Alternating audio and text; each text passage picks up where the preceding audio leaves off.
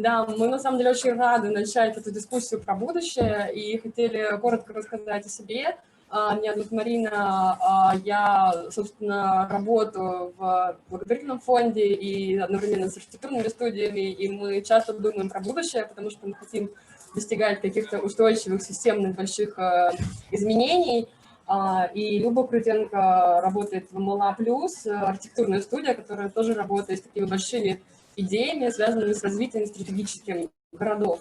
Соответственно, мы, как профессионалы в этой области, часто встречаемся с тем, что нам не хватает запроса от жителей, да, мы строим некоторые будущие, какие-то изменения, но мы не видим, как можно, точнее, мы ищем способы, как можно вовлечь жителей, как можно понять, чего они действительно хотят, как выглядит город с их стороны.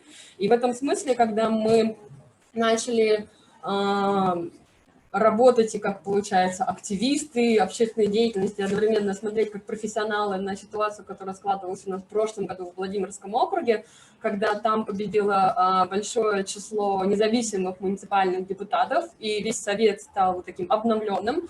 И нам показалось действительно интересным вокруг этого совета, такого, получается, нового, да, состава, сформировать, и был большой запрос со стороны жителей, сформировать некоторый общественный вот такой совет или какой-то институт, который мог бы предлагать какие-то новые идеи, какую-то свою повестку. И вот на этот момент мы столкнулись с такой дилеммой, кто должен быть участниками этого совета. Это должны быть вот самые квалифицированные, лучшие там эксперты, которых мы можем привлечь, или это должны быть просто жители, которые там живут и вот просто там живут, знают, что это такое жить во Владимирском округе. И когда мы искали ответы на то, как должна выглядеть вот эта вот форма диалога, участия жителей в политическом процессе, мы нашли один из форматов. Это Гражданская ассамблея, и мы очень рады сегодня, что у нас есть возможность общаться и с депутатом городского парламента Брюсселя Пепином, который непосредственно, получается, является человеком, который приносит эту политику, да, на уровень города, как такая повестка, да, что вот жителей нужно слушать. Мне кажется, важно еще отметить, что сейчас этот процесс вот, гражданских ассамблей на самом деле включает не только Брюссель. Мы были в Берлине на большой конференции «День демократии», и другие страны, там, Австралия и Ирландия, они тоже, это целое такое вот направление современной как бы, политической культуры, да, которая охватывает несколько стран, это целый такой тренд. Но здорово, что сегодня вот у нас есть возможность поговорить напрямую с Пепином, и я очень ждала эти 2 часа для того, чтобы мы могли так провести эту дискуссию всем вместе. И, Пепин, если ты можешь представиться коротко, мне кажется, будет очень здорово, если ты расскажешь о себе.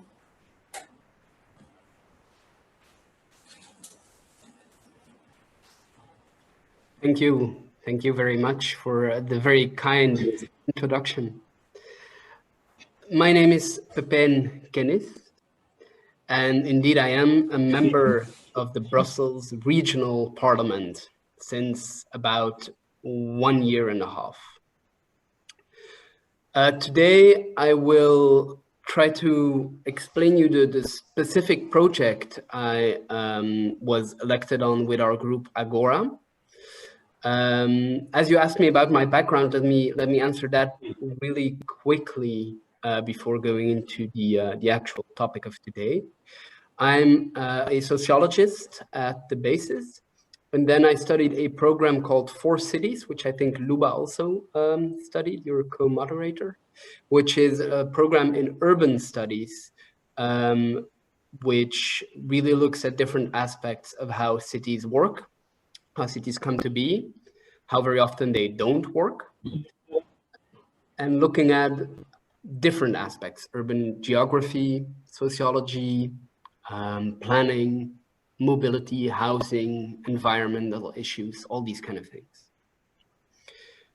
After having studied that, I became active in a volunteer, mostly organization in Brussels. I had the opportunity to be a staff member there.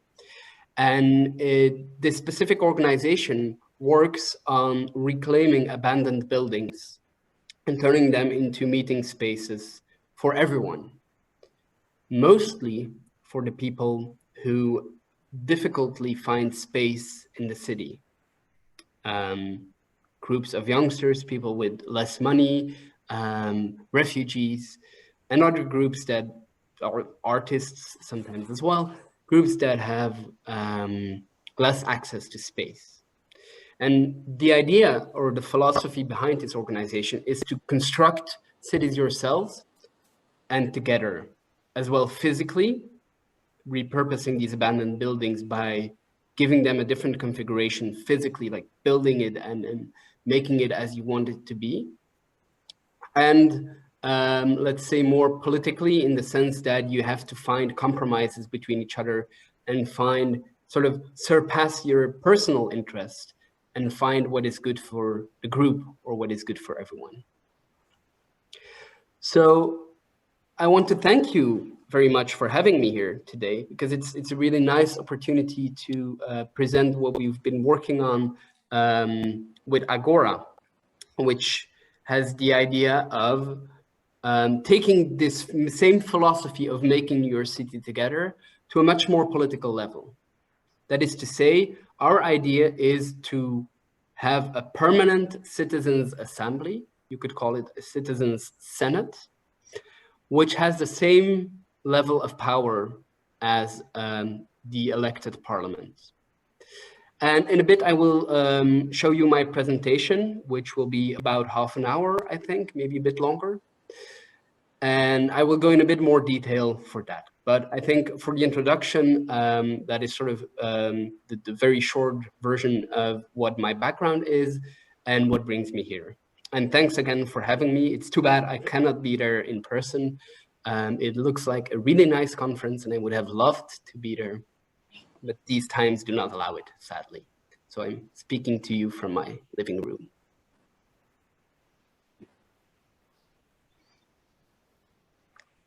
Да, Пепин, спасибо. Нам на самом деле тут очень уютно, и у тебя гостиная выглядит тоже очень уютно. Мне кажется, мы чувствуем все равно какую-то такую очень хорошую близкую связь. Мы бы хотели сформулировать несколько вопросов, просто чтобы как-то, может быть, сфокусировать, да, внимание в целом наше на именно некоторых аспектах.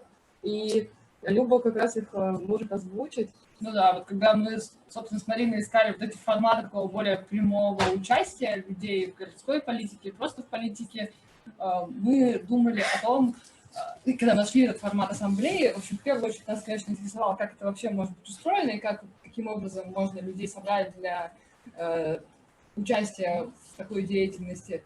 Во-вторых, такой важный вопрос, как мне кажется, чем это отличается от других форм, почему это может быть важно и интересно, в чем разница между этими гражданскими ассамблеями, какими-то классическими формами политического участия, вроде там выбора себе депутатов, которые будут нас представлять, или, мне вот как архитектор, например, интересно, какие новые возможности дает по сравнению с партиципаторным проектированием, да, когда людей собирают по каким-то конкретным вопросам городского развития. Еще один важный вопрос, что, конечно, все очень скептически относятся к идее набрать просто рандомных граждан, которые будут решать какие-то важные вопросы. И нам интересно, как в Брюсселе люди к этому относятся, почему они поддержали на выборах Агору, которая шла с тобой повесткой. И когда мы последний раз с тобой общались, вы только начинали, да, год назад рассылать эти приглашения, и нам, конечно, очень интересно, что произошло за этот год, и удалось собрать людей. Да, вот, в общем, это, наверное, такие главные вопросы для нас, а что главное для остальных, мы узнаем, наверное, после презентации.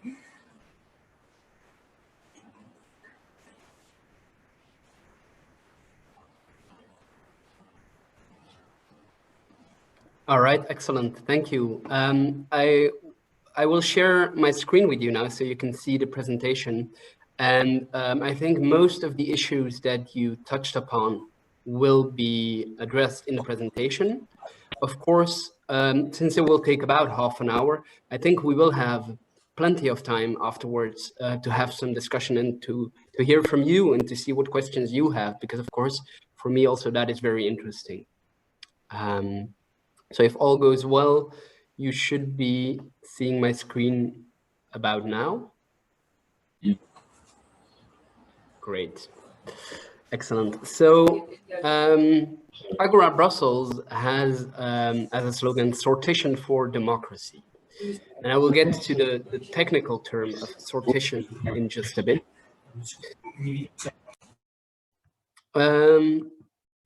No, there you go. But what is democracy? Often democracy is considered as the governance for the people, of the people, by the people. And so indeed, a community, a city, a country, even larger, a continent, governing themselves. By itself, it's a good idea, of course, to give people the power to determine their own fate and to determine the rules by which they live and that they have to adhere to. But in reality, how does it work? Mostly it works through elections. Once every odd years, 5, 6, 4 sometimes, people can go and vote and they can decide, we want this person on the list, this person on the list, or this political party to represent me in a parliament, for example, and then therefore, or directly in government. And they have to represent me on everything. So maybe I agree with them on one policy and not on another. Whatever, they will represent me in everything. And there comes the legitimacy of the democratic process as we have it today, or supposedly that's what makes it legitimate. The fact that we all go and elect people and that these people represent us. And so they take decisions on our behalf. Often this is being criticized. Is it still legitimate for people to represent us? We have this corona crisis now, and it came suddenly. Many people, or many states, many cities, many countries had elections before. And so the way that this crisis or other crises or other new issues, new policies are being addressed, they had not been able to have a say in it because they had elections 5 years ago or 3 years ago. And then that many years later, you have to punish the people that did not do a good job and reward the ones that did a good job.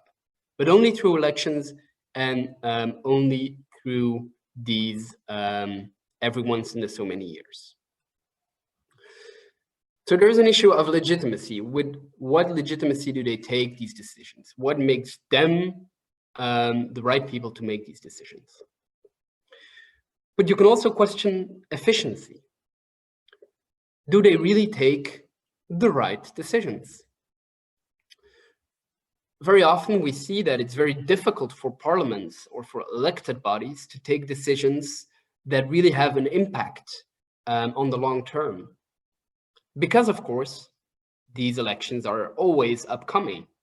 This many years later, you want to be elected again if you're an elected member of parliament or if you're a state minister, for example. So if we look at, for example, the climate change debate, very often it's quite clear, according to many scientists, what needs to be done. But politicians don't take these decisions because they're afraid they will not get elected again. They're afraid these decisions are not popular enough. And so we can question the efficiency of such political systems. And finally, that leads to trust. Do people still trust their politicians? I have no idea about the Russian numbers, but in Europe, we see each year that surveys are being done, that people trust their politicians less. I've taken one of the people that are not very well trusted, typically in governance, but there's many more. One of the key aspects here is that people don't trust their representatives. They don't, very often they don't feel like these representatives are still representing them, which makes sense. We'll get to it back later, but if you have a very diverse population and a parliament or a senate that's mostly composed of these kind of middle-aged white men in suits who often are, well, let's say on the wealthy part of society. You can ask how you can feel represented by them. Sometimes people say, well, all of this leads to political apathy. People are not interested in politics. I disagree. I think people are very much interested in politics. This is a photo from Hong Kong, where since months, if not years now, people have been really enthusiastically demonstrating and have been really involved in the struggle for democracy, of having more of a say on their own society. This was onset by a debate with the Chinese government, but I think this is one of the ways that people express themselves, by demonstrations. By consuming responsibly or consciously is also another way of expressing political beliefs. Much of the political action nowadays goes on online as well, especially in lockdown times. People maybe don't write classical letters anymore to their representatives, or don't do petitions anymore, but people post online, react on social media, etc. So these are some examples, and there's many more, of people still being very politically involved and active. However, there seems to be a disconnection between the elected officials and what's really going on in political fields. So that's our diagnosis. It's not necessarily the people inside of these systems. It's not necessarily that citizens are not interested in politics. It's more that we've created a system of parliaments and governments which has become almost a world on its own. Here in Brussels, we have the European Parliament, and we like to call it the Euro bubble. And I don't know if you have these coronavirus bubbles in Russia, but we in Brussels have to, or in Belgium, we can only have a certain amount of personal contacts to avoid the dissipation of the virus. And I think for these, how we call them, Eurocrats, as in bureaucrats and Euro, they would not have a lot of problems with that, because they are living in a bubble. They meet each other, they meet lobbyists, they meet interest organizations, but they do not always meet citizens.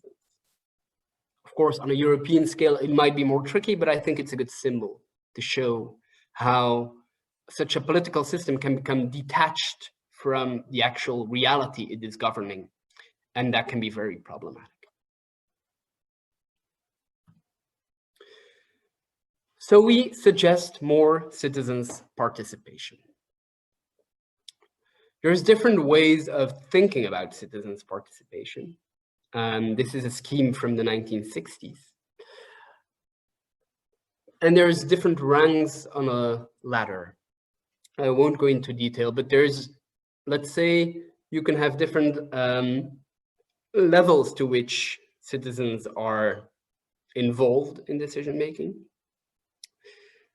And I do believe that there's a place for all of these levels. So here is a ladder, and it sort of implies you have to go to the highest rung in the ladder. I think there can be a place for every place, but you have to be very clear about it.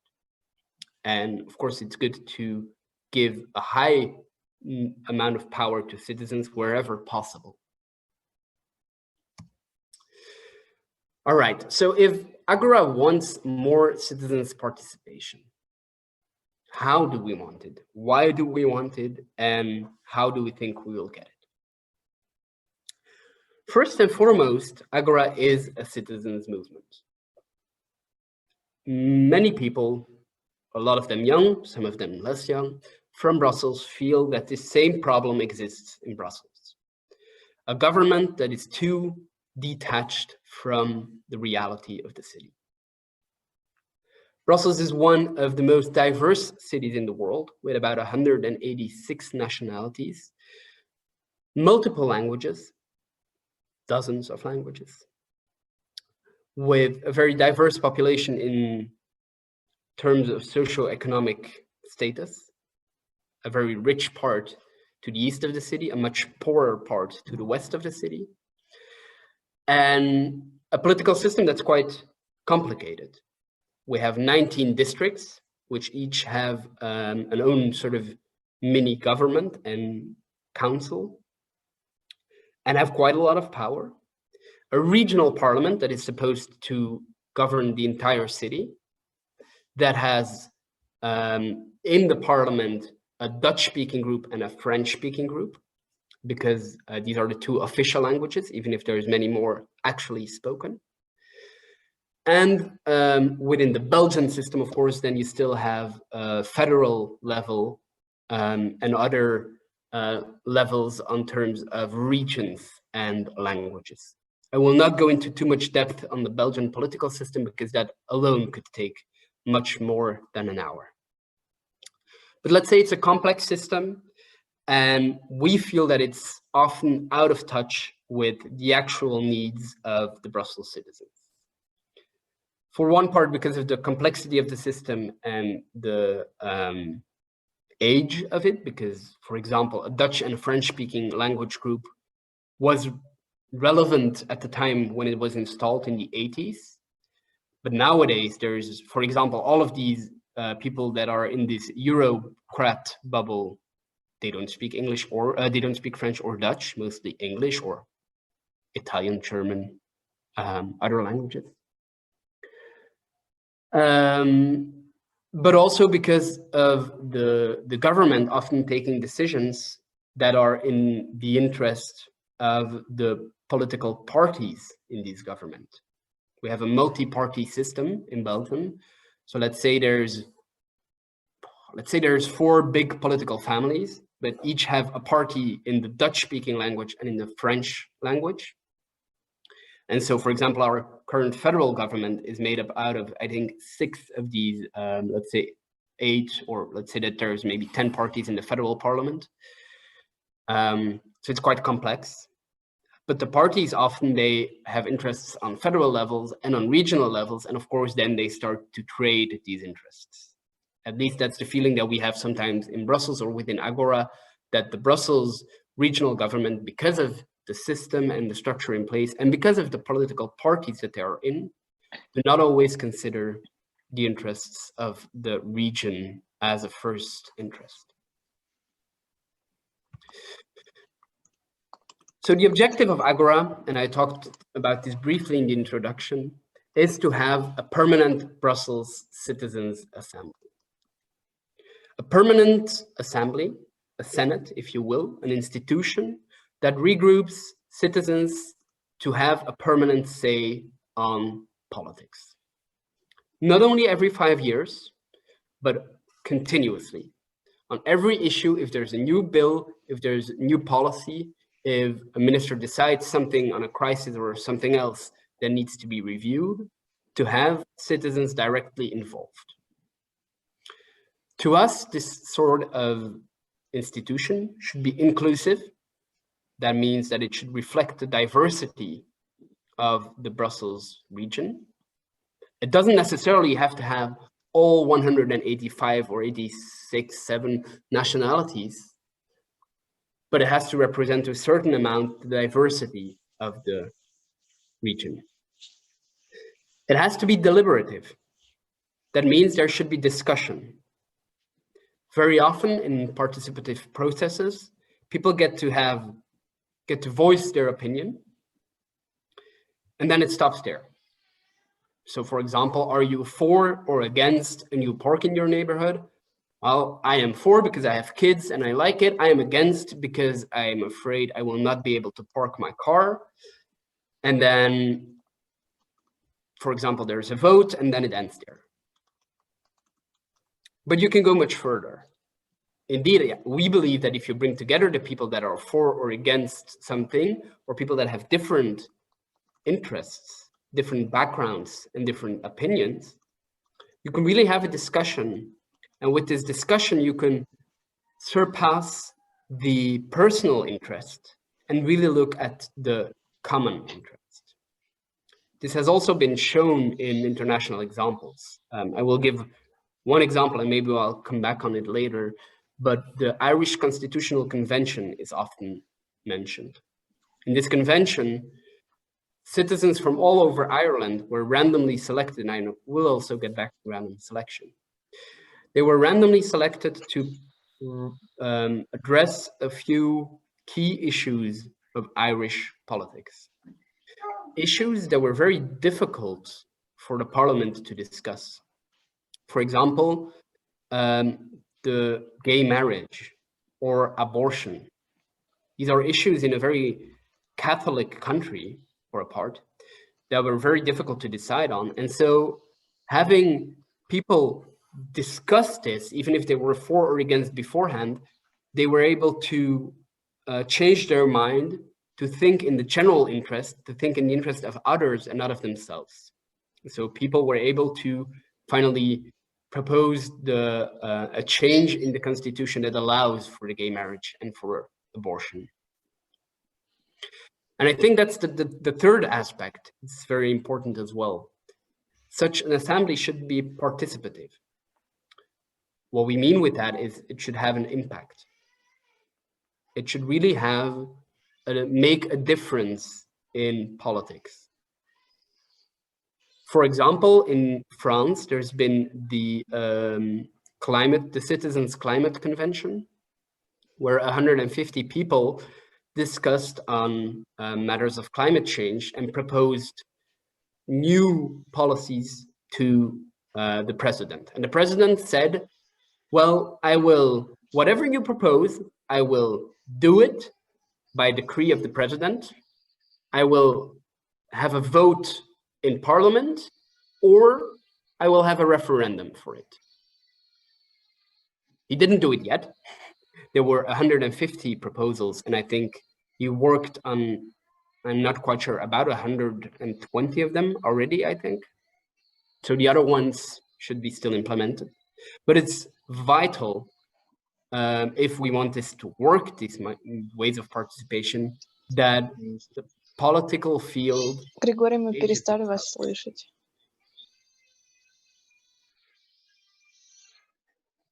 So, real participation and impact.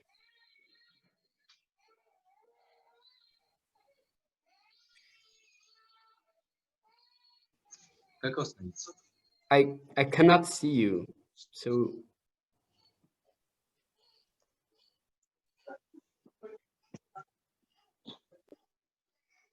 All right, excellent.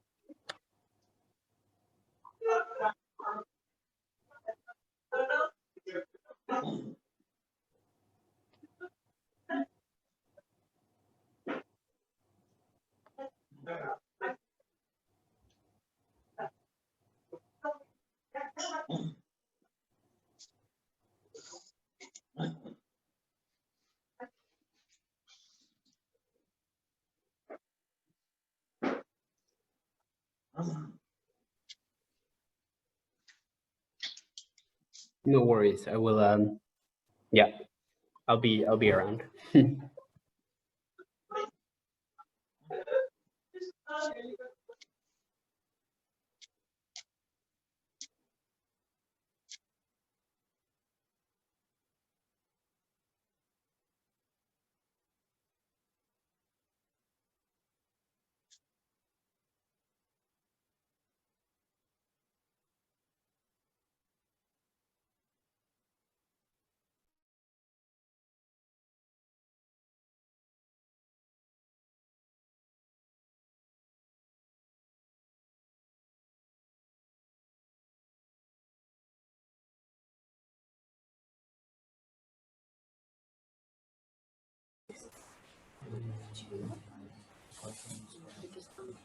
Вот сейчас слышно?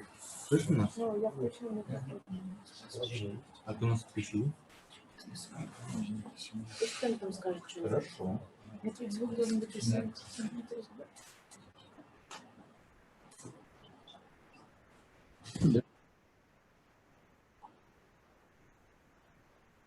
Да, спасибо. А теперь вас слышно отлично. Да, мне кажется, можно продолжать.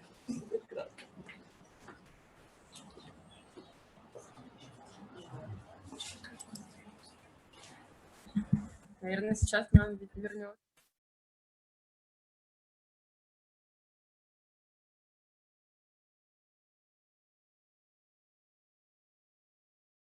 Yes, hello. Are the technical issues settled?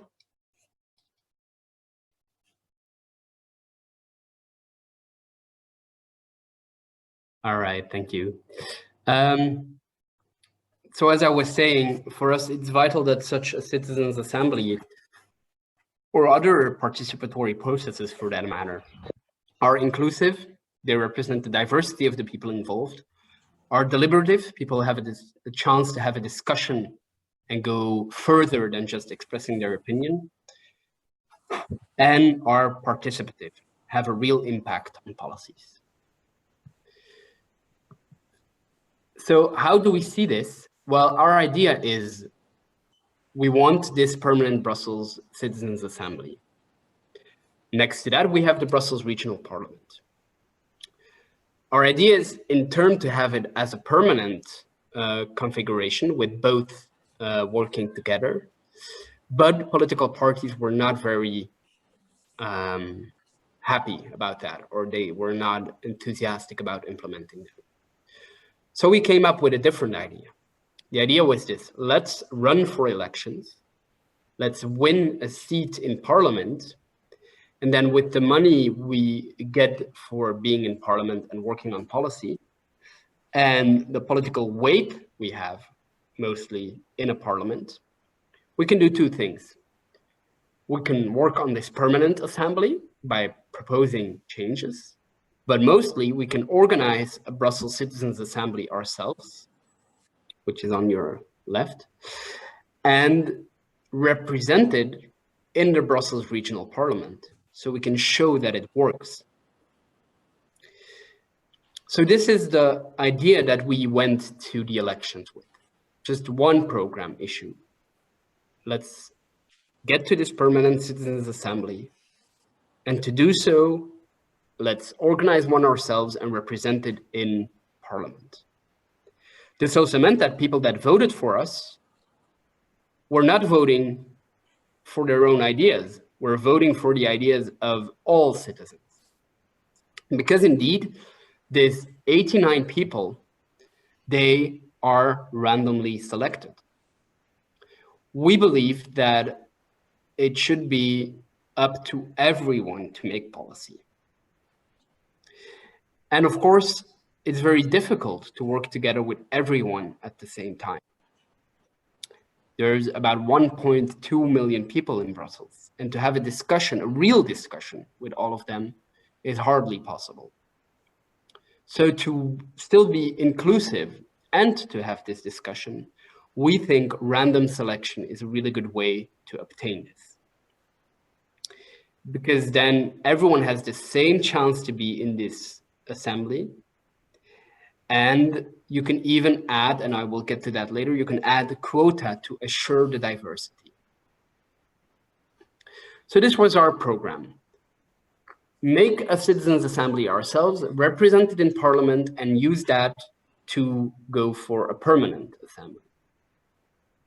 So we had a campaign which took a few months, and which in these few months, we all aged a few years, I think.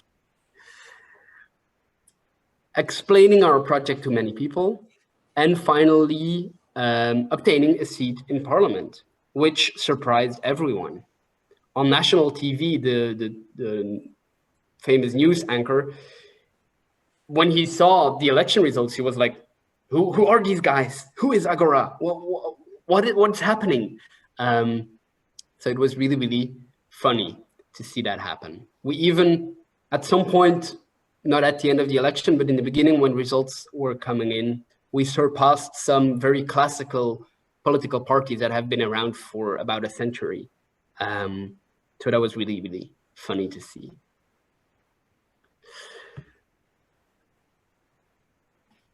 All right, so we got our seat in government, or not in government, parliament. And the next step was to make this assembly happen. For that, we did a random selection.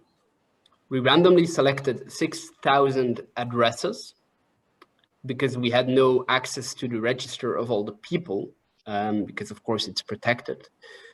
But addresses and house, like streets and numbers are public records. So we randomly selected 6,000 of them, and with a group of people, volunteers, children, grown-ups, families, we manually distributed letters. I think we ended up distributing about 5,400 letters, and we got about 800 replies, 800 people that said, yes, I want to participate. I think it's 800. I should check it to be sure, but I think so. That's quite a lot because typically it's about 2 to 3% of the people that say yes. So that would be about 180, maybe 200 people. So we were quite over that. It's also interesting to see that, well, it's only that much people that are interested.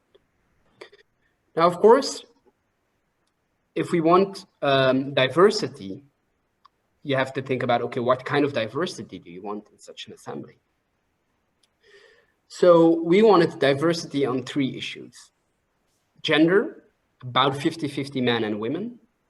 Age, about 1/3 each of people 18 to 34 years old, 35 to 54 years old, or 55 years and older. And level of education. It's in Dutch here, but in another slide it's in English. Level of education where 37% has no final higher secondary degree.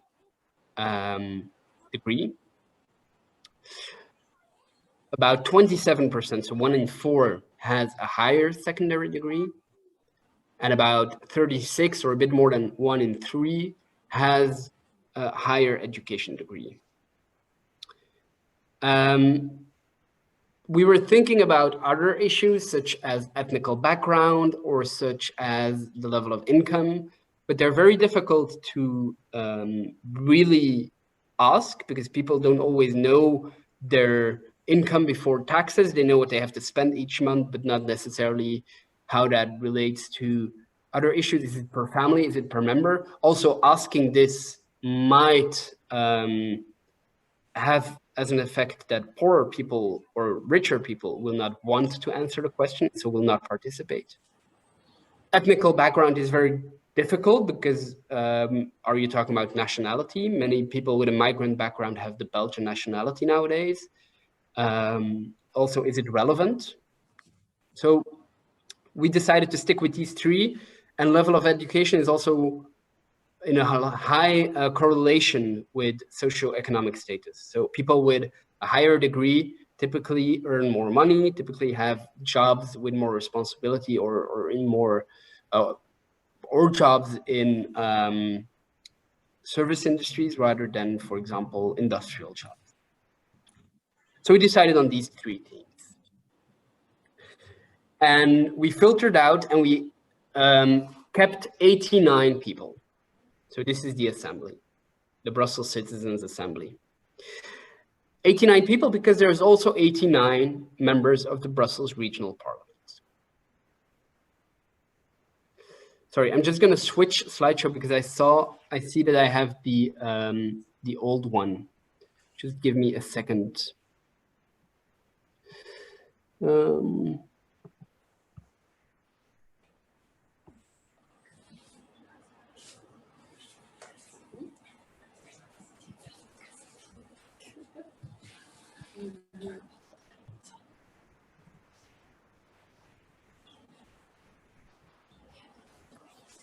All right.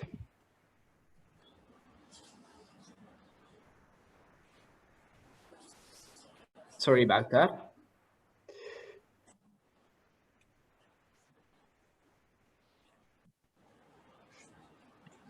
На английском теперь все. So now you should have the presentation back. I can see it in the St. Petersburg video. So we used these criteria for what is called the sortition. The sortition is a technical term to say the random selection often combined with this kind of selection of criteria. And so here you can see that on the top row, the Brussels population, which is just the numbers that I went over. On the second row, you see the Brussels Parliament. And you see there's many more middle-aged people, 35 to 54, so the middle age group. And especially on terms of education, you can see that 90% has a university degree in the parliament. Only 10% does not have a university degree. In the Brussels population, it's about 60% who do not have a university degree. So it's quite striking. The bottom row shows the Brussels Citizens Assembly. Some of the men that we selected, they dropped out. So we do not have 50-50 men and women. But we do have more or less the age groups and the education level composition as the population. Not entirely. It's only 89 people. Some people dropped out, so then it changes. But it's much more reflective of the diversity of Brussels than the parliament is. And so we brought them together and they really discussed together. The impact we will have is, of course, so this is the diversity. The deliberative aspect is because we bring together these people and we have them talk with each other, sometimes in small groups, sometimes in bigger groups. We have professional facilitation for coaching these talks, making sure that everyone gets a say, making sure that not some people sort of take all of the time of the discussion. And we have political impact, because whatever the assembly will decide, I will present in parliament. That's the idea. Okay, let's go a bit in depth on the process. We created a framework in which we would work. A framework in which, from the onset, our values were clear for all the participants. Every voice counts. It's not because someone's younger or older, it's not because they're a woman or a man that they shouldn't be able to voice their opinion. You should have every voice count. And you should actively listen to understand them. More often than not, people don't listen actively. People are listening or are hearing what people are saying, and in the meanwhile are thinking why that would not be true, instead of really trying to understand what a person is saying. We value curiosity because, of course, no one knows everything. So there's a lot of information sharing that's going on. We value trust and care because we want people to be to feel safe to voice their opinions. And multilingual aspects of this assembly are important because of the diversity that we talked about. So the process started off with a welcome day where everyone got to meet each other and where we presented this framework and really worked on it together with the participants to make it better. This is how that looked. So we really have this diversity in the assembly, and we welcomed them in a big meeting space where they could also work in smaller groups. which is what they did on the second day. For choosing the subject, they worked in smaller groups, proposed different topics, different thematics that are in the competences of the regional parliament. And finally had a sort of brainstorm about that and decided with a vote in which everyone had 3 votes that they would work on the theme of housing. I'm not sure, I don't think you can see it on this slide, but they chose the theme of housing. In Brussels, there's a lot of people on the waiting list for social housing. There's a lot of problems with housing, so they chose to work on that theme. They then, in a third day, explored the subject. This is also a vital part of having a true discussion on a subject, is to have information. So on the end of the second day, they said what type of information they would need. And by the third day, each had about a month in between. By the third day, experts came to explain parts of the housing theme. So for example, we had experts, we had the Ministry of Housing coming by and explaining what they're doing. We had some organizations that are working on housing. We had both the renters union and the owners union explaining their point of view. And so all of this information was absorbed by the participants. And then they started creating proposals. The idea is that at the end of the process, there would be proposals that were kept and will be proposed by me in Parliament. Of course, you have to start somewhere, so they started building proposals, and then we had to take it all online. Because indeed, the coronavirus crisis did not allow for these physical meetings, especially not in big groups. So we had to bring the assembly online to work further on these proposals. This also made for a delay of a couple of months, but then we were able to take up the collective writing. And so yesterday we had a collective writing session online, which was not easy, especially by combining it with these inclusive aspects of the assembly. If you have people that don't speak one of the 2 official languages, or if there's people who can hardly read or write, it's already difficult to do it offline, but to do it online adds a layer of complexity. The idea is that we work 1 more day on the collective writing, which will be in 2 weeks, and that by the 12th of December, we will have a final validation of the proposals, where everyone again has a say on all of the proposals that are being developed. And then I will bring these proposals to the regional parliament as proposals of resolution or as bills for each specific project. That's the idea of the Brussels Citizens Assembly. We run on this as a political organization, a bottom-up political organization that wants citizens to be more involved in policymaking. We want a permanent Citizens Assembly that is inclusive, deliberative, and participative, so that represents the diversity of the city, that has a way of discussing, that offers a way of discussing with each other, and that has a real impact on policy. We decided to prove that that can happen by organizing a Brussels Citizens Assembly ourselves, which I've showed you the process of.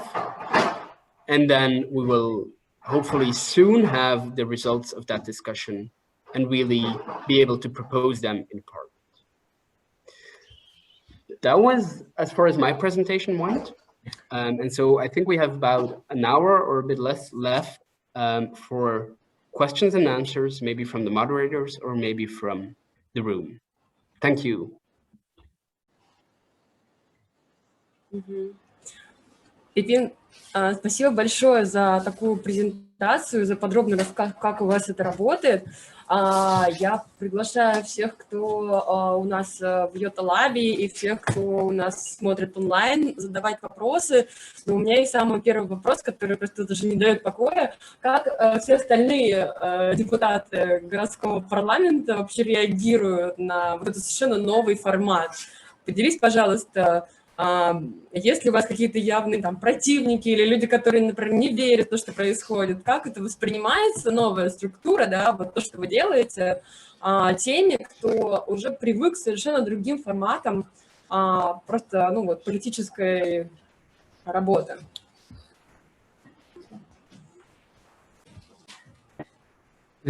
Shall I take one question at a time, or how do you want to do this?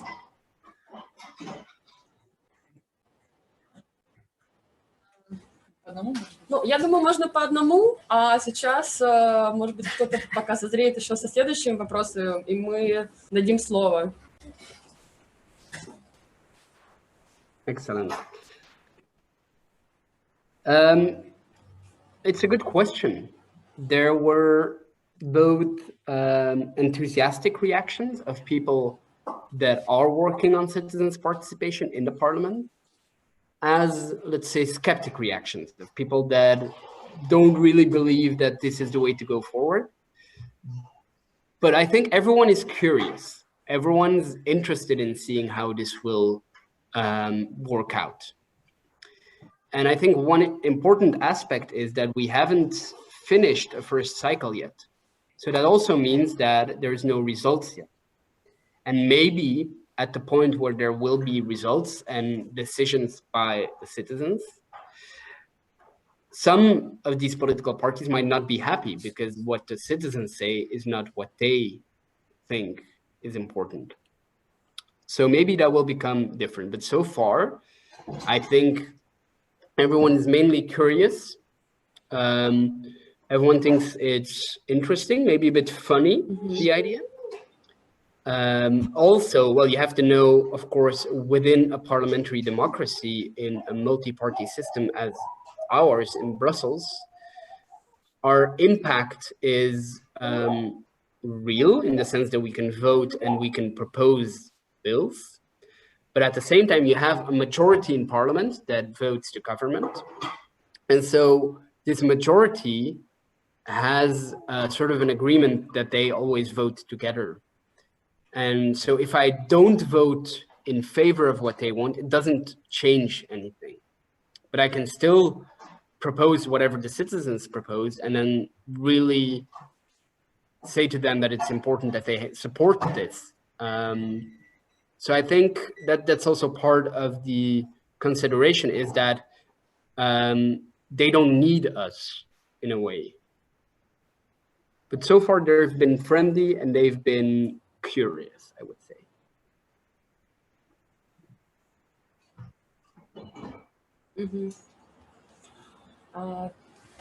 Давайте тогда ваш вопрос. Куда говорить? Мне кажется, говорить в микрофон.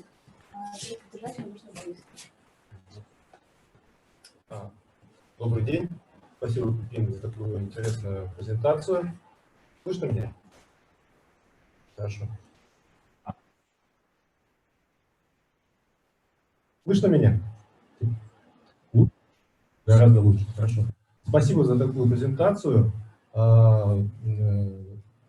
Очень было интересно. Я сам за увлечение жителей партиципаторные проекты, несмотря на то, что я муниципальный депутат. На самом деле классно. Мы сами тут пытаемся проводить такие вещи. Я хотел уточнить такое. Насколько жители готовы, ну, со стороны Агоры, принимать какие-то непопулярные решения. То есть то, что опасаются принимать депутаты, ну, боясь, что их не изберут, а жители готовы пойти, ну, не знаю, обсуждать эти вопросы и дальше продвигать их, ну, через это место в парламенте, которое у вас есть сейчас. Спасибо.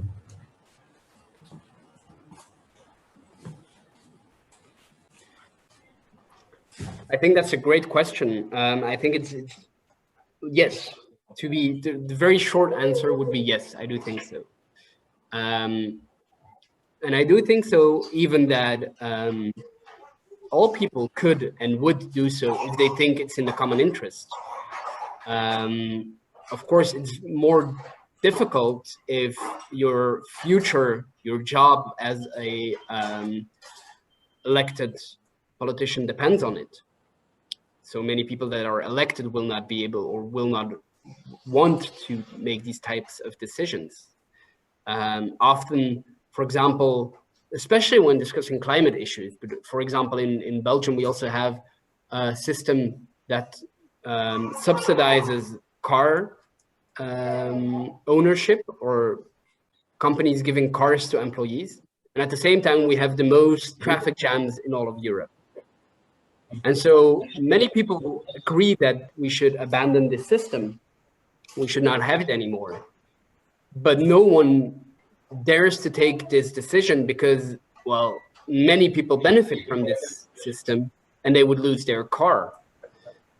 So I do think that if you would bring together citizens and if you have them discuss, they would make these types of decisions that are maybe not popular on the short run, but that are in the interest of everyone in the long run. And I think, for example, the Irish Constitutional Convention, to cite that one again, shows that. I think the French Climate Convention also shows that. For example, I believe they wanted to make airplane tickets more expensive, which is not a popular opinion, but which they believe will help to reduce emissions by airplanes. So yes, I think citizens, if they have a chance to discuss with each other and if they have the actual responsibility, will be able to take these types of decisions. And even further so, I think these types of deliberative processes can help to overcome deadlocks in politics where traditional politics cannot find a solution. Maybe citizens can find a solution that can be implemented by existing politics. And I think people are experimenting with that as well. On the Climate Convention, in the Irish Constitutional Convention. Yes, so yes, I do believe citizens can and will and do take these types of decisions if they are in the common interest.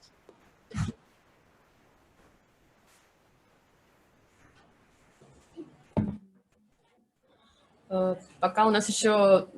вот есть вопрос от Виталия, да? Большое спасибо. Меня слышно? Да. Не вам, а... Да. Вероятно, да. Большое спасибо за презентацию. У меня вопрос такой. Возможно, я просто из того, что я видел в презентации, мне кажется, что Агора — это тоже форма политического представительства. Пускай и другая по своей структуре. Возможно, просто дело в том, что существует определенный общественный запрос на изменение, скажем так, практик представительства. Да? Может быть, депутаты должны просто по-другому выстраивать свою работу, находясь в тех же самых классических рамках политических партий. И потому что, я всегда очень настораживаюсь, когда кто-то пытается присвоить себе разговор от имени горожан, жителей, да, и поэтому пытаюсь как-то для себя в голове это все примерить. Большое спасибо.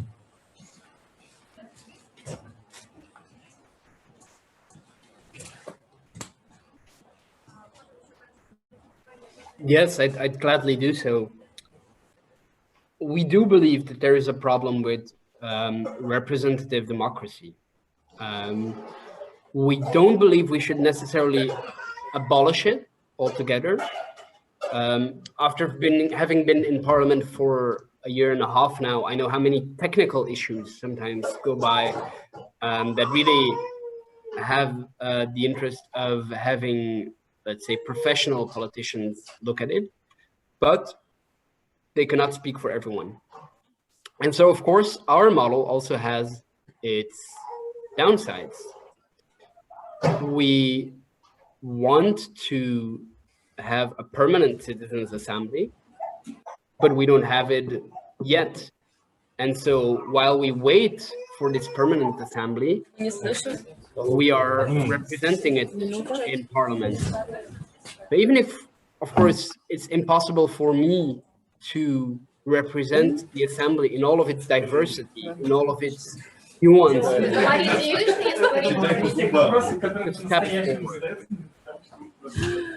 I have a big feedback of sound somewhere. Мы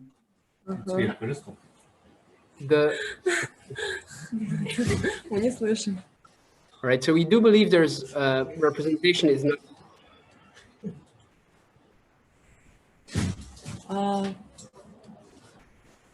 Опять колонка, да? Там, Okay, so I'll wait for a bit. Проблема.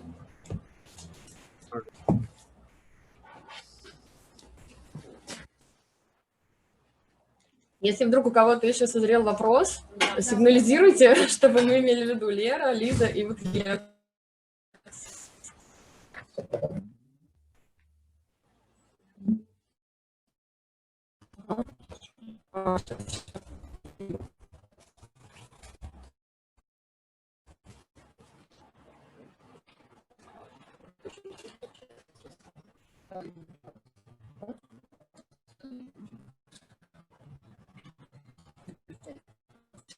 Вопрос. Мы его тоже сейчас озвучим.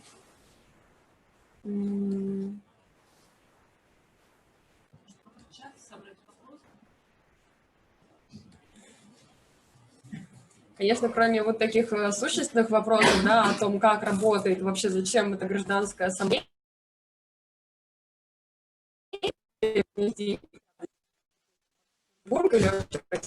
возникает технически вообще форматом, как это все сделать.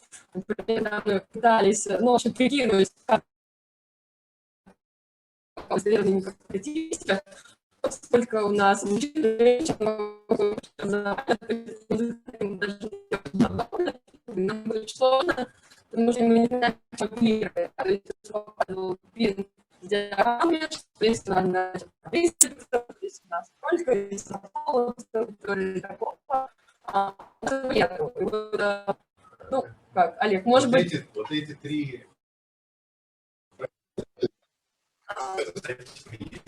Есть.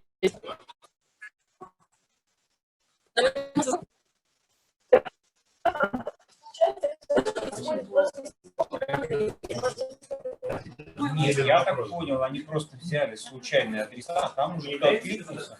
Да, но они собирали аудиторию, исходя из общей статистики о городе, что они знают о городе. Ты берешь случайные адреса, 6 тысяч адресов.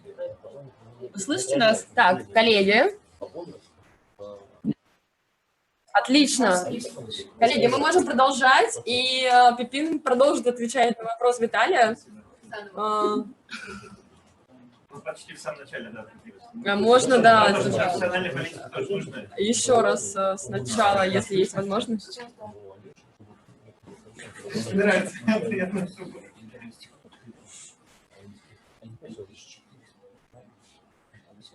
All right, thank you. So yes, you were, sorry, there's a bit of noise on my side. I have my son who's just awake.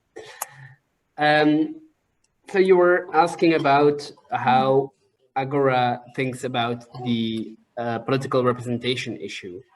And I think it's very clear that we believe that people cannot be represented in all of their diversity by one person or by a few people.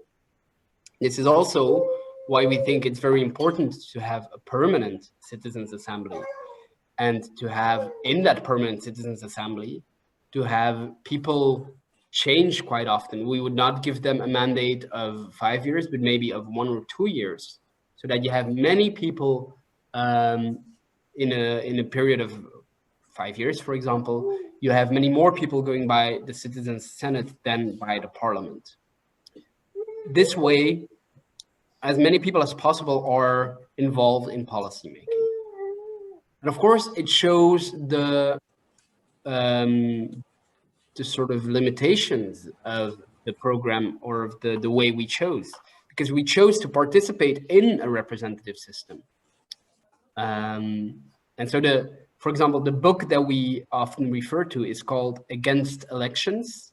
It probably exists in Russian as well. It's by a Belgian writer, David van Rijbroek. And he, well, he was quite skeptic about us participating in elections because, well, we are against elections somewhere because we want something else. But at the same time, we participate. But that's, let's say, our Trojan horse strategy. So we are entering the parliament to show that something else than a parliament also works well, and to have something else in a permanent manner. In a small way, we already succeeded, because together with some other deputies, we were able to create mixed committees. In the Brussels Regional Parliament, you can now have a parliamentary committee that deliberates, discusses on a subject, either put forward by citizens or by deputies. And it will discuss with 15 members of parliament and 45 randomly selected citizens. Sadly, our constitution does not allow these 45 citizens to vote in the committee. So it's the political, really the impact is not quite there, but the discussion is there and the inclusivity is there. So it's a step forward. And I think for us, of course, being present in parliament is one way of getting to a permanent citizens assembly that would have a direct say on policy.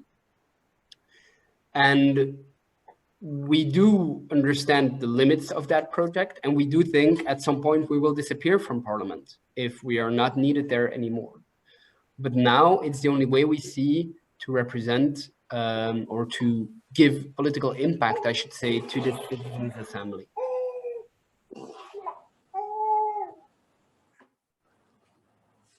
Пепин, у нас есть один вопрос из чата, который касается технического формата организации Гражданской ассамблеи, которую вы сейчас делаете в Бельгии. Екатерина Боброва спрашивает, как организовали коммуникацию на неговорящих на основных языках, как организовали с ними коммуникацию, с этими людьми?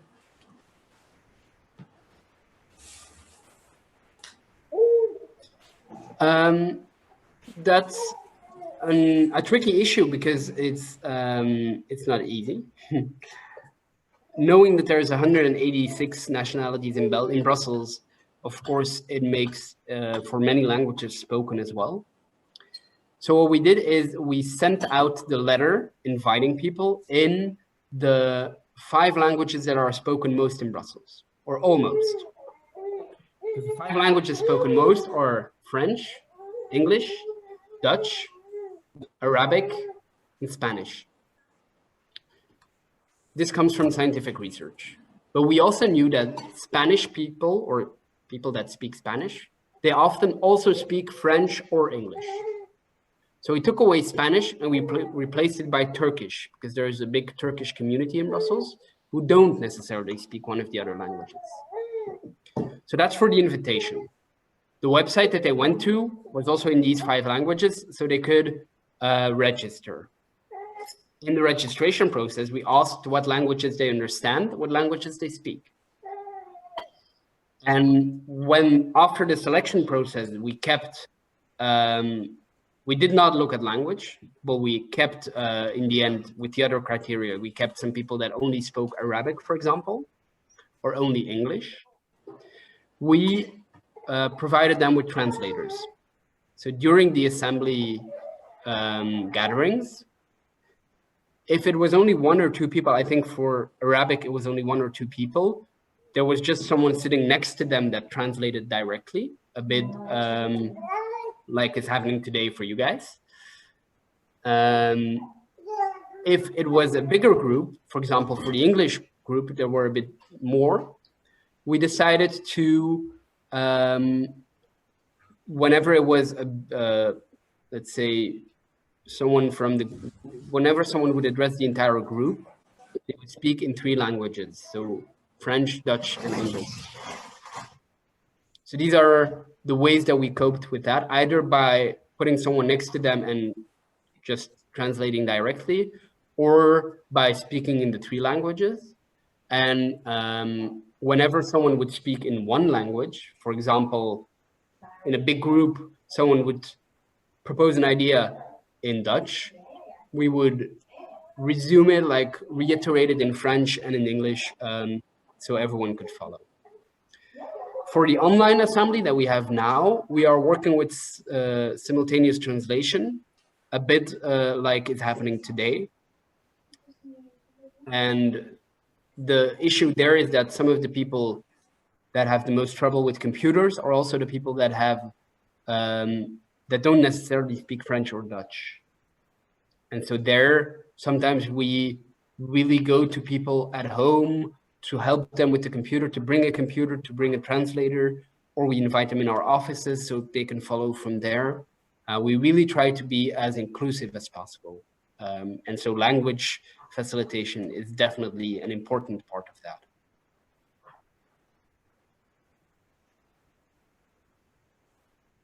Да. Спасибо. У Леры был вопрос? Да. А вы могли бы чуть подробнее рассказать про то, как, может быть, вы подготавливаете тех, кто уже является членом Гражданской ассамблеи, да, вот представлять эти интересы, то есть они должны обладать каким-то знанием или информацией, чтобы они действительно могли все-таки представлять интересы своей какой-то группы, например, по этническому принципу или социальной группы или что-то подобное.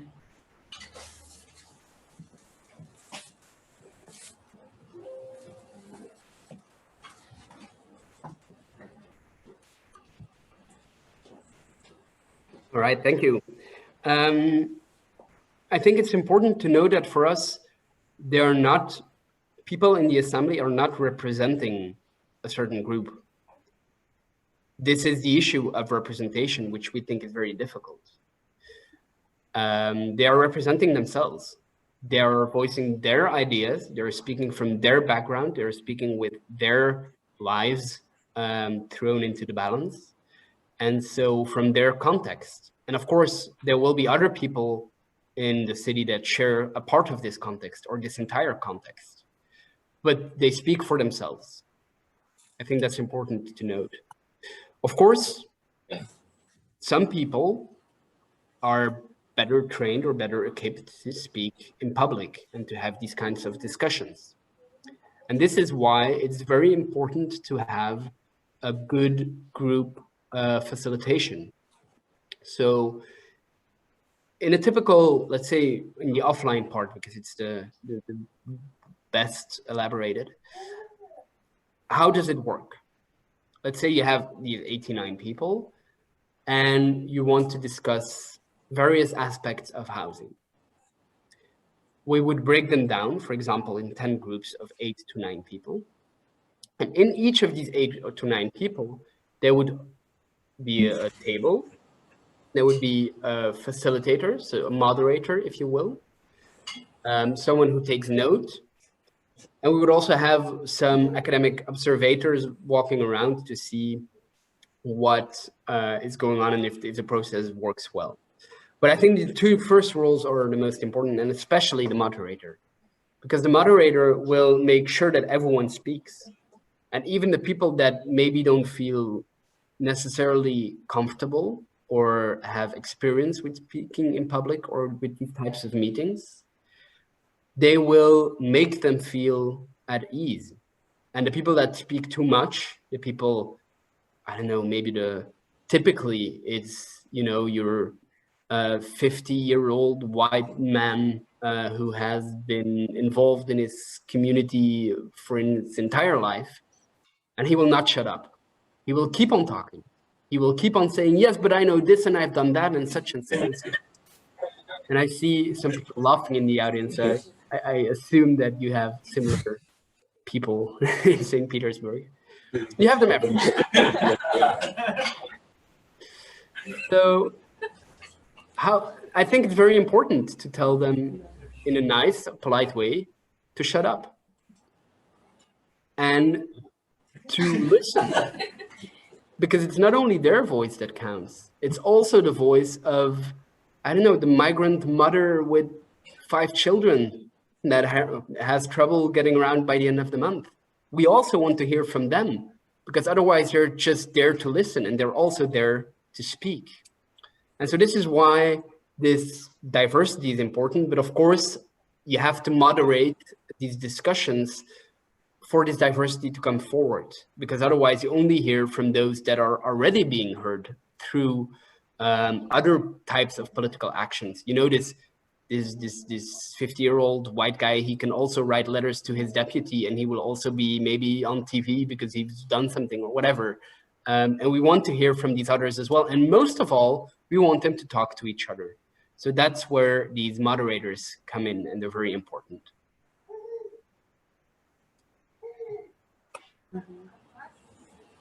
У меня есть тоже один вопрос. Перед тем, как Лиза и Лиля задаст, хотела уточнить, а как вы находили или тренировали вот этих фасилитаторов, да, откуда они у вас вообще появились? То есть у вас школа есть специальная, демократии или там диалога, или это были вот из таких проектов, да, рождаются люди с такими компетенциями, которые умеют такие дискуссии создавать и поддерживать?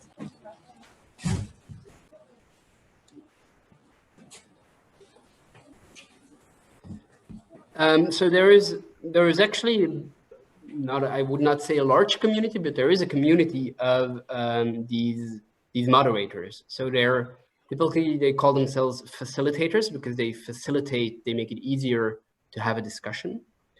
Sometimes they call themselves trainers as well. Sometimes they offer these types of courses.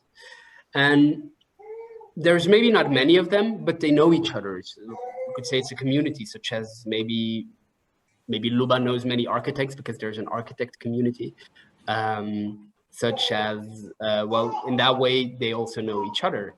And so we launched a call in these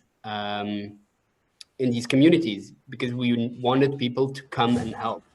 And of course, many of these people, they do this as a job, or often, because they believe in the values of discussion and in open discussion and in inclusion. And so for them, our project is very interesting, and it's very interesting to get experience. So many of them were very keen on working with us.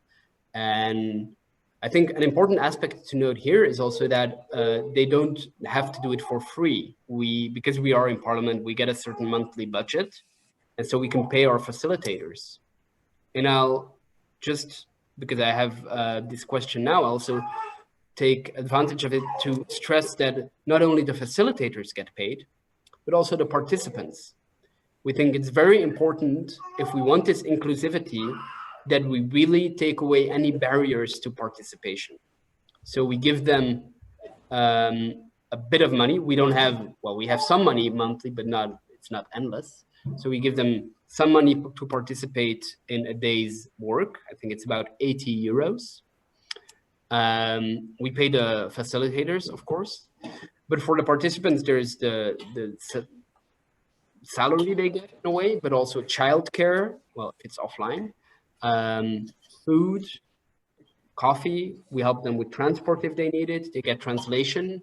So I think it's important. It's more on the former question, but to have this inclusivity, to really take away all the thresholds for participation, be they financially because they have to miss a day of work, or practically because they have children, they are hungry, or they can't get on the spot. But to the facilitators, we find them in the community of these types of organizations or companies that work as trainers and facilitators. Спасибо. У Лили вопрос. Спасибо большое. Спасибо большое. Очень интересная и сложная штука, которую, как я понимаю, многие...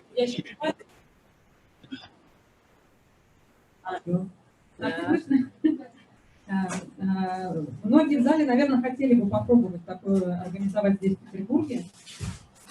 И у меня вопрос, опять же, вот, к этой инклюзивности, к тем критериям, которые в самом начале вы представили, и сказали еще о двух, которые вы не смогли охватить. Это такая классическая полувозрастная структура населения, которая взята еще в модерне.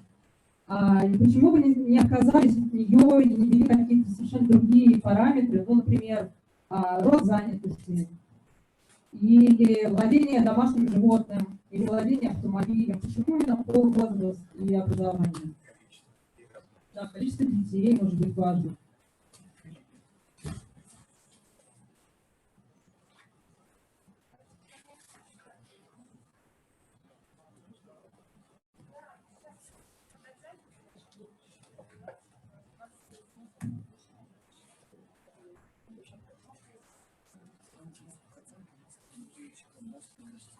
Thank you for the question. Well, if you're interested in organizing these kind of things yourselves in St. Petersburg or elsewhere, there is some literature online. There's a very good report of the OECD, what is that, the Cooperation of Developed Countries, which is called Catching the Deliberative Wave. And it sort of inventorizes about, I think about 200 examples of deliberative democracy throughout the world. So that's very interesting to look at if you're interested in this. As to the criteria, I think we selected them because they still structure our societies. Men more often than women get positions of power. People that are younger are less often heard in political decision making than people that are older. People with no degree get heard much less than people with a degree. So we found it important to use these, let's say, standard criteria to really have a diversity of our society and really really reflect that in a way. We could have used other criteria. The thing is that then what we saw is within the 800 or something people that said, yes, I want to participate, we had many more people with a degree, for example. And so if we hadn't asked them, we wouldn't have known. And maybe within the Brussels Citizens Assembly, we would have only had people with a university degree. And then where is your inclusivity? Where is your diversity? That being said, I think there's an aspect that we could do, which is to use criteria linked to the topic that they will discuss. Now, of course, because they decided the topic themselves, it's very difficult. But if you knew beforehand, for example, that the next assembly would be on mobility, we could add a question. Do you use most of all your car, public transport, your bicycle? Do you go on foot, for example? And then make sure that we do not only have car drivers or cyclists in the assembly. I think that's a potential extra criteria if you know the subject beforehand.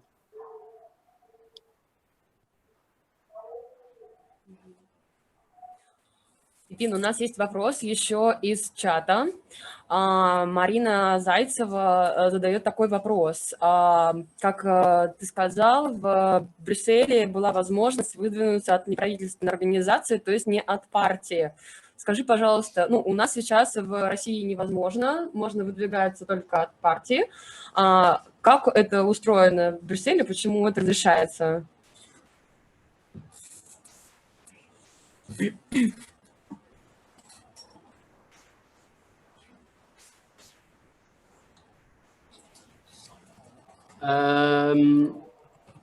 Well, I'm not sure exactly what is being meant with being backed by the non-profit organizations.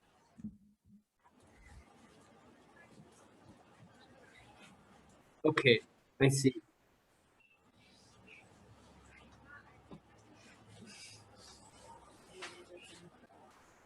All right. Well, I think there is two ways, two different aspects to that as for us in Agora in Brussels. One aspect is purely legislative. So in Brussels or in Belgium, there's two ways you can participate in elections. One way is to get a signature of a member of parliament. For the next elections, if I want to sign a paper that says these people can run for elections, then they can run because I'm a member of parliament. However, there's a second way. The second way is to gather 5,000 signatures of people of your electorate. Because we ran on the Dutch-speaking part of the parliament, which was easier to get one seat, but more difficult to get more seats. We had to find 5,000 Dutch-speaking people in Brussels. No, sorry, 500 people that should sign so we can participate in elections. So it's not super difficult. A second part is financially. Because of course, political parties, they have a budget for campaigning. I see someone saying in the chat 500 and then Ogogo. I don't know what that means, but 500 is indeed not a lot.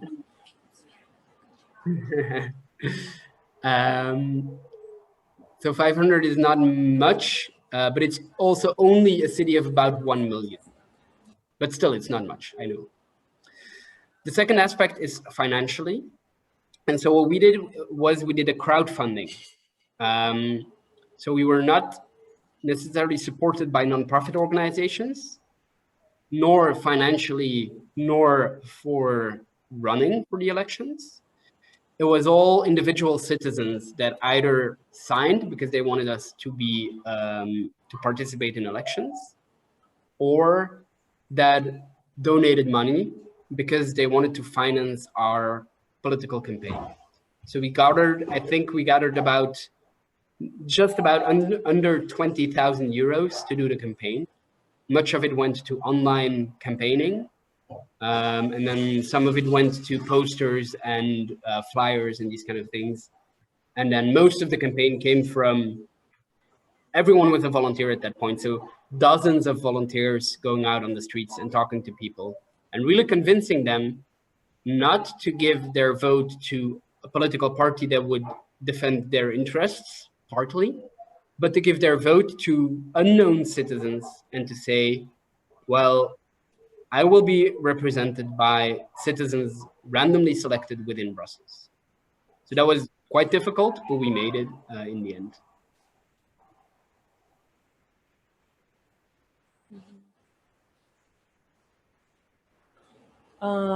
Коллеги, есть у кого-то еще вопрос? Да, Владимира. Можем передать ему микрофон.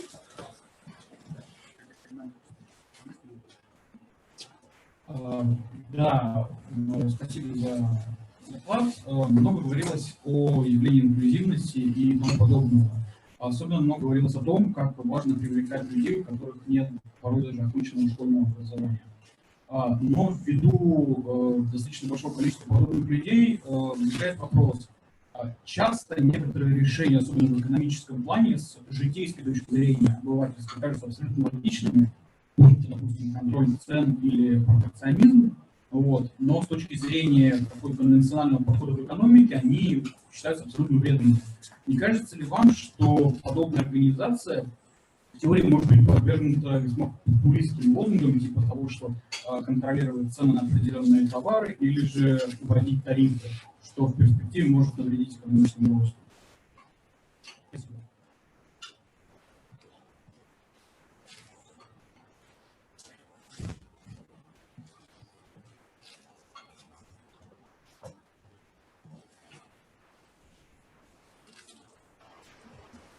All right, well, I think maybe it would just about be interesting to have our economies more geared towards the economies of families and the workers of our, like the regular people, that they can benefit of the economic investments that are being done.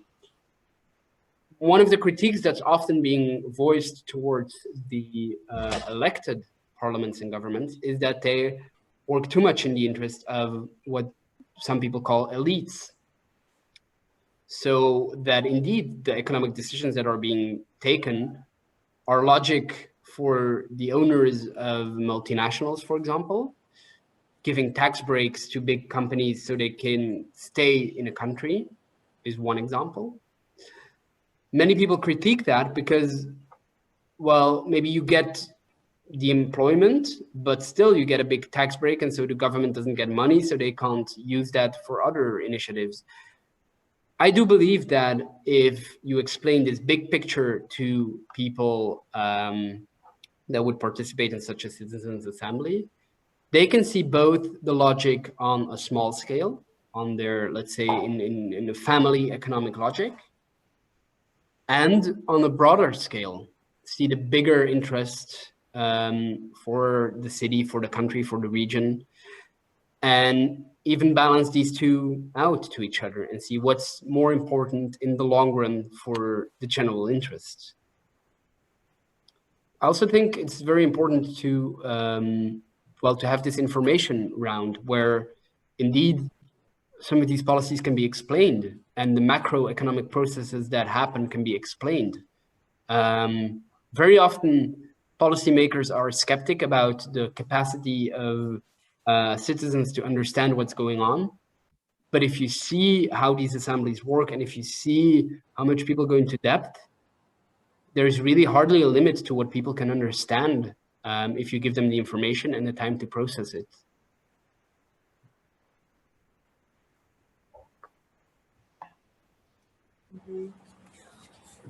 Следующий вопрос хотел задать Олег Поченков. Спасибо большое за рассказ. У меня два вопроса. Вопрос первый. Что дает вам и вашей модели место в парламенте, кроме финансирования? Правильно ли я понимаю, что это еще и легитимная возможность доносить результаты работы ассамблеи до парламентария? И даже один парламентарий имеет право требовать от других парламентариев их рассматривать, в то время как если бы не было вот этого формального членства в парламенте, то это было бы просто никому из парламентариев других неинтересный документ, который они могли бы просто выкинуть и не обращать на него внимания. И, может быть, есть еще какие-то важные преимущества, вот, которые членство в парламенте города. И второй вопрос, если я правильно понял, работа ассамблеи длится действительно около года, 6 этапов, 6 встреч по одному дню, но между ними есть проблема потери интереса, энтузиазма у вот тех 89 человек. Как вы с этим справляетесь? Есть ли у вас резерв, потерявших энтузиазм? Кому 80 евро за день не так важны и ценны, они могут заняться чем-то другим. Подождите, пожалуйста, у нас опять похожие проблемы со звуком. Мы, наверное, буквально минуту. Но вопрос не слышали. Да? Вопрос слышали, да. Да, это внешне. Просто мне не отвечает сейчас.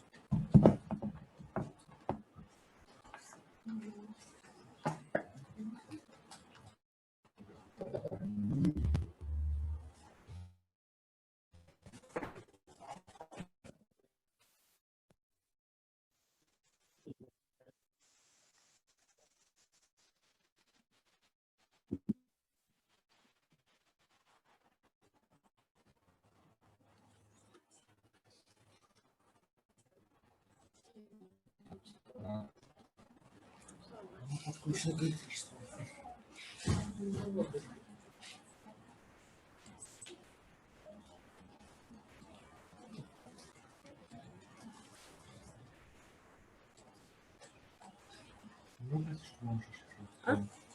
Переводчик можно, это что можно сказать сейчас? Слышали ли нас и можете ли вы проверить, слышали ли мы вас? Да, вот, можем продолжать, спасибо.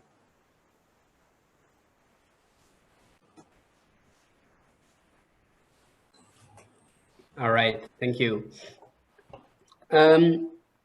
So our presence in Parliament has, I think, brought us some results in terms of improving democratic practices. We've helped to bring down the number of signatures you need to have a petition that you can bring your point of view to the Parliament. It was 5,000, now it's only 1,000. More importantly, we've worked on this mixed committee idea. It was not our idea, it was an idea that already existed, but did not have enough support. And so I think the fact that we were elected shows to politicians that people want more of a say in their governance. And so it helped create support for this proposal. I also think that we really helped to make these mixed committees better. They would have been less inclusive, less deliberative, and maybe less have less of an impact if we would not have been there. On terms of leverage, what can we make happen in Parliament? Well, we can ask questions to ministers. They have to answer. It's in the rules of the Parliament, it's in the laws of the Parliament, that if I ask a question, either written or I introduce it as a question for a debate, the ministers that I address the question to, they have to answer in a certain delay. So for example, I asked the Ministry of Housing what some of the information that we needed for the assembly, and they got back to me. I think they have about a month. They got back to me with information that now the participants for the assembly can use to make their proposals better. We can submit texts. They have to be sent to the plenary meeting to be taken into consideration. And then, of course, the political game sort of begins, because it can be that the majority takes up quite a long while to put it on the agenda. Luckily, this is quite technical, but in the Parliament, I'm a political group because I represent upwards of 5% of the electorate in my political language group, which only has 17 seats, so 1 seat is 5% and up. And so I sit on a council that decides the agenda of the Parliament. Of course, I'm only one of, I think, 14 people there, but I have a voice in setting the agenda of the Parliament. On the duration of the assembly, I think it's a very good question, because originally we had foreseen to take 6 months from November to April. Now we are almost at 1 year, a bit more even. And so, of course, it's difficult because people get tired, because people get families, people move, people get jobs, lose their jobs. And so, yes, there's a significant amount of people that have stopped their attendance. It's very sad, but there's not much we can do about it. A part of that is, I think, because they're tired as well of the online meetings. Another part of that is because during a long time of this coronavirus crisis, we did not know whether we could continue offline, online or not. Then it was summer holidays, people were gone. And so there was a long break with no activity. And of course, it's not very motivating to have this long break. And then people did not come back after the break, some of them. So today, well, we started with 89 people in theory, but the people that did not show up the first 2 times, they were not invited anymore because they had missed too much of the discussion. So then I think we were at around maybe 75, 72 people. I think today we have 50 people that are still very interested in participating. So it's not great, and I do not have the numbers right away on the diversity of that group. I think it's partly related to, of course, the circumstances of having to do this assembly online and of the break as well. And we will evaluate that, and we will look into having shorter but more intense cycles in the future. One aspect that's very important for us also is to learn about from these experiences. So the things we do now, of course, there's unforeseen circumstances, but we will learn from the way we organize this assembly now, and we will improve for the next part. Spoken about the next round. The next round of assembly, the next cycle, will begin in 2021, will be shorter, probably only 4 or 5 months, and we will try to make it more reactive. So the idea now is that they came with their own proposals for parliament and for the government. The idea is now we want to experiment with the reactivity between a parliament and a citizens' assembly. So during about 4 to 5 months, I think, we will see what citizens think of the things that are discussed in parliament. We have to find out how exactly, because sometimes it goes very fast, but we will try to make into a more reactive assembly where normal citizens can say what they think about proposal of law in parliament. And we will make it shorter, so maybe people will find it easier to participate from the beginning to the end. Thank you for the questions, they were interesting.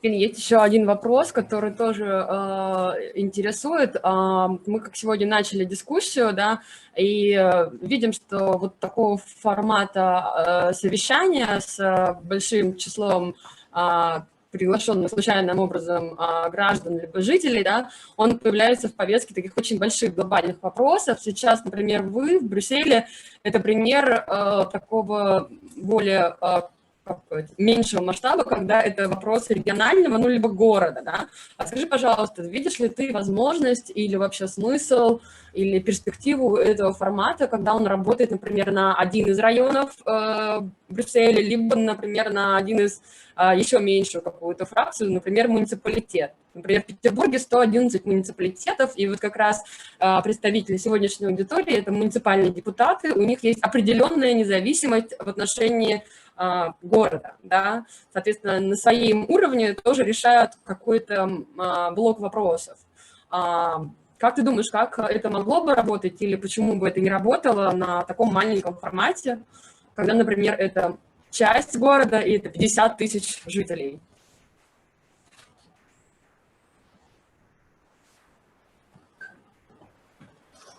Yes, I absolutely think that is possible.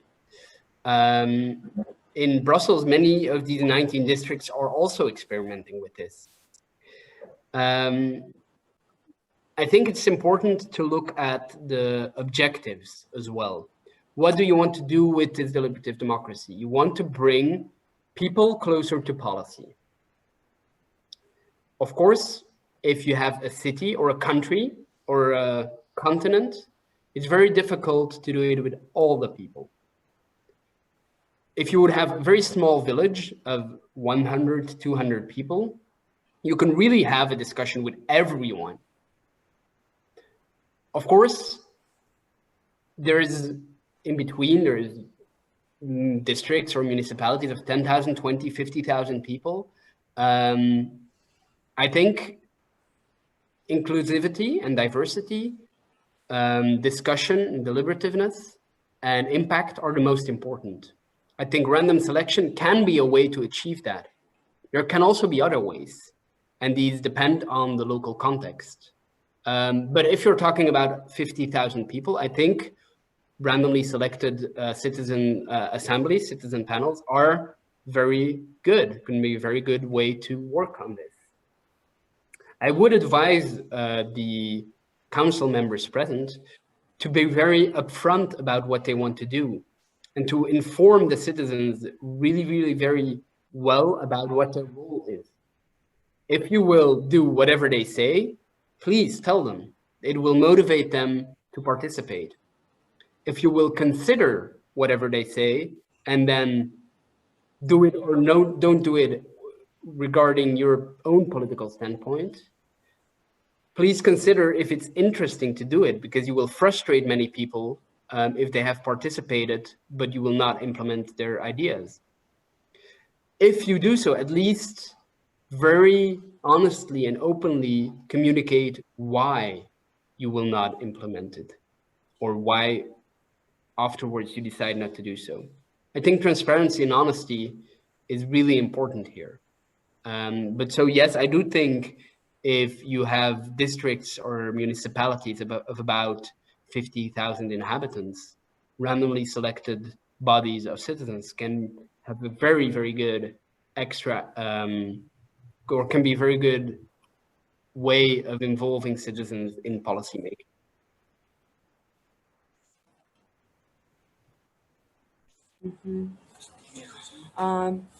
Пепин, у нас еще есть два вопроса из чата.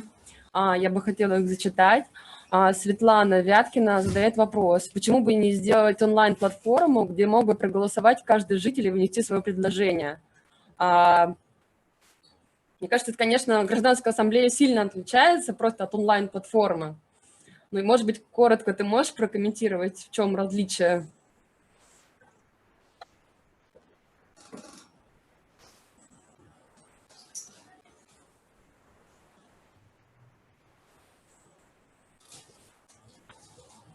Yes, I think there are possibilities to do these types of things online, partly. I say partly because it's hard to really replace the offline interaction. I mean, in about 15 minutes, this talk will be over. I will go, I will eat, and I will see you again in 1 hour. If I would have been there, I would have the opportunity to chat a bit with some of you. And maybe even if this opportunity exists online, it's always different. It's not necessarily a bad thing. I think we all need to adapt to that in these times. And it offers possibilities as well. I mean, I can talk to you without having to take a plane to St. Petersburg. So there exist tools, also more deliberative tools than voting, because I think with voting, often the people that will propose something, they will be the people that are already the most literate, people that can easily put their thoughts into words. The ideas that will be the most voted on will be the ideas that are the most elaborate or the best presented. So there is a bias somewhere, which can be difficult to overcome. But it can help, and I think it can help especially to continue a process that has already been started. I think for us, it would have been much more difficult to start the assembly online, because we saw how people linked to each other, how people became maybe friends even, how people found each other, were interested in each other offline. And then that dynamic continued online for a bit. But I think it's much more difficult to create such a dynamic, group dynamic in a purely online context. So I do think there are some online platforms that exist. I would especially recommend online platforms that allow for discussion, for people to discuss ideas and not only vote on them. And maybe even platforms that allow other ways than just writing, maybe platforms that allow collaborative drawing, or that allow video input, or that allow other types of interaction. Because the written word and the way that many people nowadays in parliaments, for example, work with these stacks of documents is not easy for everyone.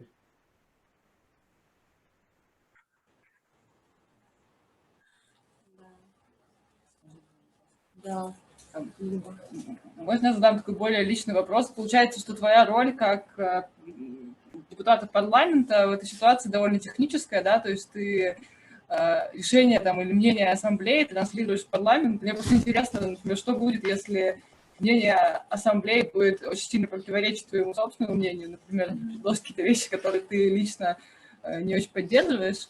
А второй вопрос, что, наверное, у вас были какие-то ожидания, когда вы все это начинали? Есть ли какие-то вещи, которые, например, пошли вообще не так? Или вы поняли, что, в общем, есть что-то, что вы для себя поняли неожиданное? Потому что я понимаю, что все удивляются, что это, в принципе, как-то работает. Это такой один из основных результатов, да, что получается. А вот что нового для следующего этапа вы там поняли для себя?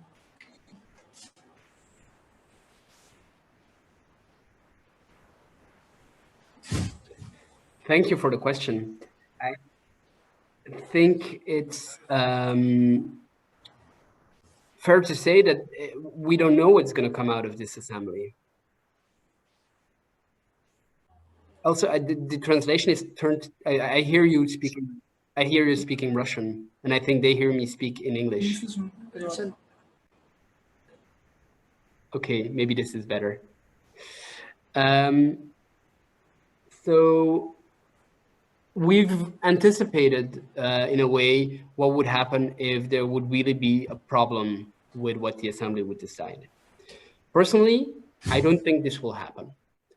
I quite like the slogan of some of the people that think about deliberative democracy, who say, trust the people, trust the process. I do trust the people from Brussels, and I do trust the process of informing them, having them discuss, and making them decide together on what policy should be followed. And I think this discussion really filters out the extremes as well. So it's a good way of counteracting polarization as well. But in the extreme case that there would be really an incompatibility, let's say that the assembly decides that something that's really against human rights or something that I really cannot defend. Then we have foreseen that there would be mediation. So I would be able to explain to the assembly why I would have so much difficulty proposing this, and they can reconsider. But if they stick to the standpoint, I should still defend it. If I really don't want to, I can always resign. That's the idea. Again, I don't think this will be the case ever, but this is the procedure that we have foreseen. And there was a second part to your question, which I forgot. I did not note it down. Sorry. Да, второй вопрос был про то, что какие там вещи в процессе не соответствовали вашим ожиданиям, ну или вы просто, что вы узнали чего-то такого, что вы не предполагали, когда начинали всю эту историю.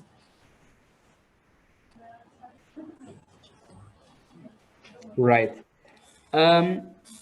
Well, I think most expectations were met. People are enthusiastic to participate. I think I was most surprised on how people really connected with each other and how very unlikely friendships took place. And people are helping each other now with this crisis and with the technical aspects of being online. Like between participants, it's really nice and heartwarming to see that. I think in terms of lessons learned, it's difficult because of this obligation to turn the assembly online. I think one of the lessons learned is definitely do not underestimate people.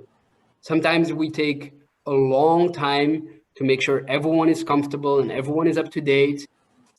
And if we do an evaluation afterwards, people say, well, we just wanted to get going. Of course, we're fine. We just want to talk about housing and how to fix these problems. So, yeah, I think not underestimate people is definitely a lesson to be learned.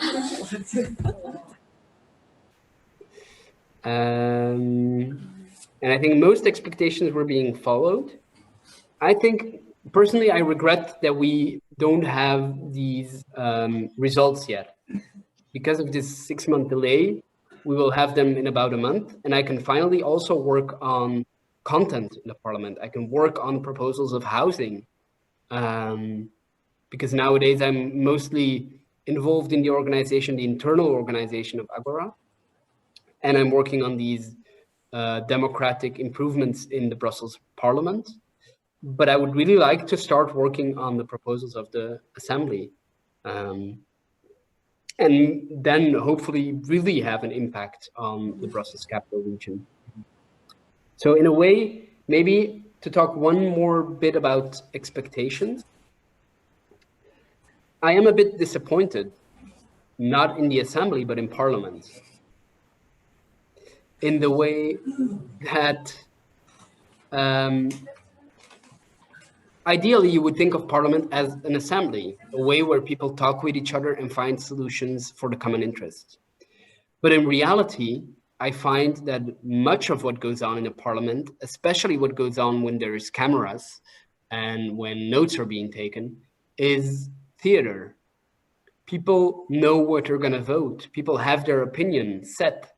And the discussions in parliament don't change opinions. They're not through discussions. They're not through deliberation. They're not meant to change your mind. They're not meant to exchange ideas. They're meant to express yourself, take a standpoint, and then vote accordingly. And so I'm quite disappointed in that. Even if I knew that, seeing it in reality kind of makes me sad, because a lot of our public money goes into that. A lot of our decisions are being taken there. And to me, it could work much better. So a lesson learned is maybe that the Brussels Citizens Assembly is more inclusive, more deliberative than the Brussels Parliament, but the Brussels Parliament has much more impact.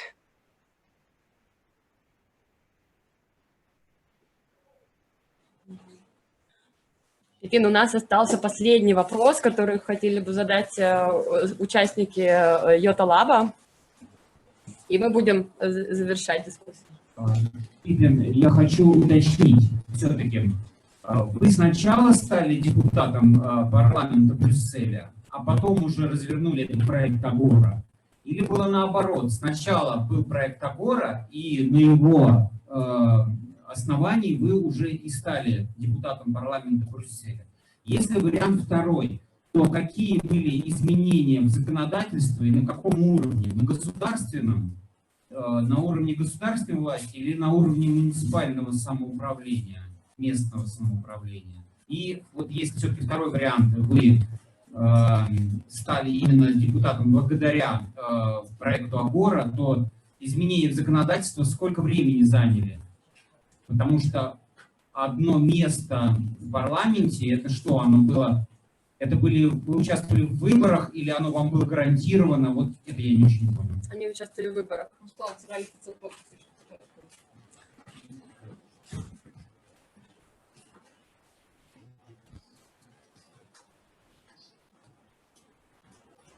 Yes, that's correct. I'll briefly react. I think, so what we did was every 5 years you have elections for the parliament, and all of the 89 seats are up for elections. So 88 seats, no, actually 87 seats went to traditional parties. 1 seat went to Agora, which was a new party, if you will. We don't consider ourselves a party. Many others do. And 1 seat went to another new party, which promotes animal rights. So we had these 2 new voices in parliament, and it's difficult to say whose seat we took, because of course everything changed. So for example, the Greens, they won quite a few seats. The liberal parties, they lost a few seats in the French-speaking part, at least, if I'm not mistaken. The socialists, they stayed more or less the same. They lost a few, I think. The more left-wing party, PTB, they won significantly many seats. So everything changed. And in this big change, 1 seat was for Agora. I was a member of Agora before I was a member of parliament. And so I did not change any legislation. The legislation to be elected was in place. You need to make a list with people you want elected. Then you need to find these signatures so you can run for elections with this list, which is what we did. And we got enough votes, so we got 1 seat. The maximum of seats we could have gotten is 17, because the 89 seats in Brussels, they're divided in 17 for Dutch-speaking lists and 72 for French-speaking lists. And we ran as a Dutch language list. I hope that clarifies. Пепин, большое спасибо за то, что смог уделить нам 2 часа и рассказать весь ваш опыт. Я вижу, что в чате участники дискуссии онлайн, Марина Зайцева тоже уже очень готова подключаться к созданию Гражданской ассамблеи в Санкт-Петербурге и тоже делится своим интересом, чтобы создавать некоммерческую организацию по вопросам ЖКХ. Могу честно сказать, что в нашем округе, Владимирский округ, это самый центр Петербурга, вопрос ЖКХ стоит тоже в топе. То есть старые дома Петербурга и вся инфраструктура, она очень беспокоит жителей города. Вот, поэтому, конечно, очень интересно и узнать, какие вопросы у вас будут в итоге выдвинуты людьми, да, может быть, у нас очень похожий контекст, но и в целом вот эта вот дискуссия, подробный разбор, что такое гражданская ассамблея, как она работает, почему у вас есть запрос. Большое спасибо, это было очень интересно, и мне кажется, многие для этого получили много впечатлений, там, плодотворных каких-то идей. Мы завершаем эту дискуссию. Спасибо вам, что остались с нами онлайн. Да.